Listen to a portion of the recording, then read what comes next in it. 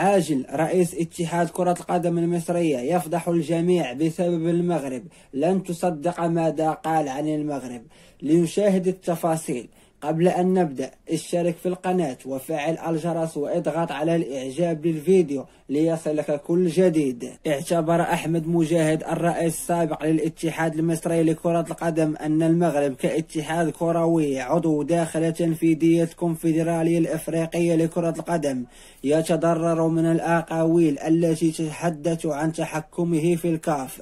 وقال مجاهد الذي حل ضيفا على برنامج ملعب اون تايم المصري إن المغرب ليس ذلك الاتحاد المدلل من طرف كاف باتريس موتسيبي كما يروج، مردفا على العكس فإشاعة تأثير المغرب على قرارات الكاف خلقت نوعا من الشد والجذب وانزعاجا كبيرا من مجموعة من أعضاء الجهاز القاري. وتابع أن المغرب أحيانا لا يأخذ حقه في مجموعة من المواقف بسبب هذه الإشاعة التي تدفع مسؤولي الكاف إلى السعي بشتى الطرق إلى تكذيبها ولو على حساب حق المغرب. جدير بالذكر أن المغرب الذي يروج لكونه العقل المدبر للكونفدرالية الإفريقية طالما عانى حيفا في مجموعة من المواقف، آخرها معاقبة الناخب الوطني وليد الركراكي بالإيقاف في المنافسات الكان ل4 مباريات، ما حرم الأسود من خدمات مدربهم وليد الركراكي في المباراة الثالثة